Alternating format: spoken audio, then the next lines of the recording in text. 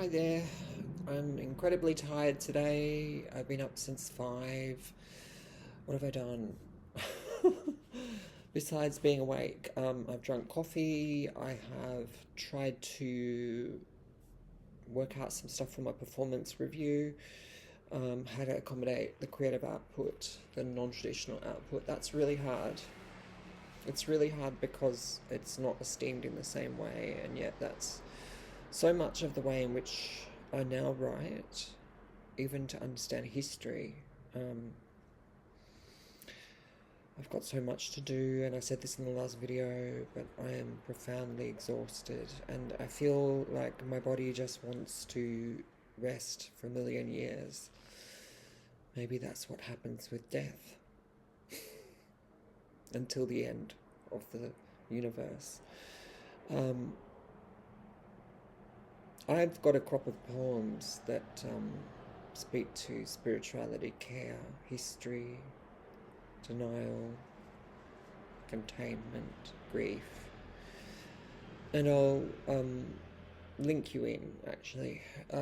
But there's a poetry prize that's called, I think, the Blake Poetry Prize, named after William Blake, that focuses on poetry that divulges the spiritual or explores the spiritual. And since so many of my poems, especially those parts in Vertigo that are grouped under invocations, actually do that, I think I can pull some out and maybe enter into this prize. I mean, I'm tired of prizes. Well, first of all, I'm tired of the waiting process. When you write, it's just so energetic, but seeing things come into print, seeing some recognition for the work, it's a really long process. You think I'd be used to it with academic work. All of it makes me feel tired. I get tired of waiting.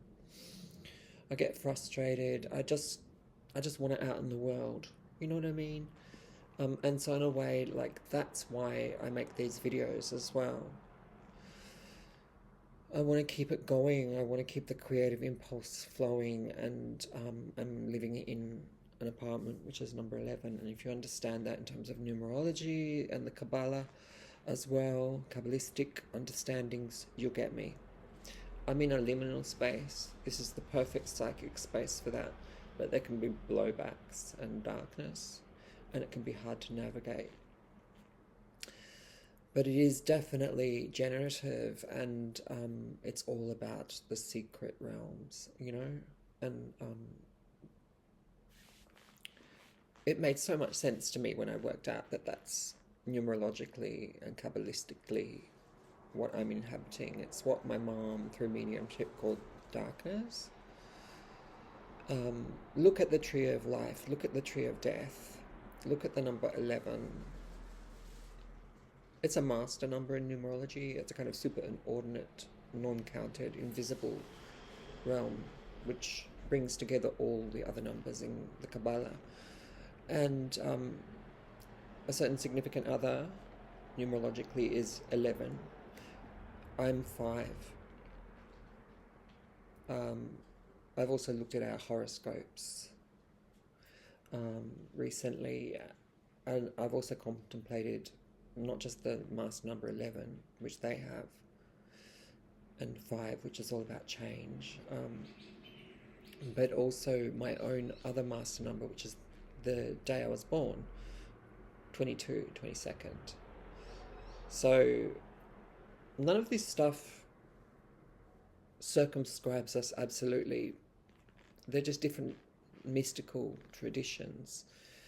And some of them in my poems, Hinduism, from the Vedanta, some traditions in Islam, and other forms of divination I've already drawn upon. So it's a spiritual maelstrom.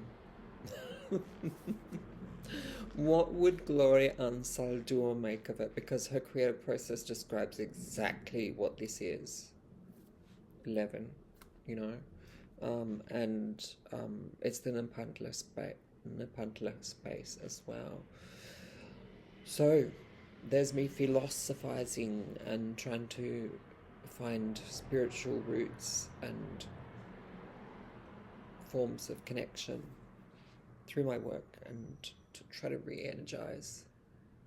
Because isn't that what 11 is also about? Isn't that what 5 is about, between numerology and the Kabbalah, Kabbalistic mysticism?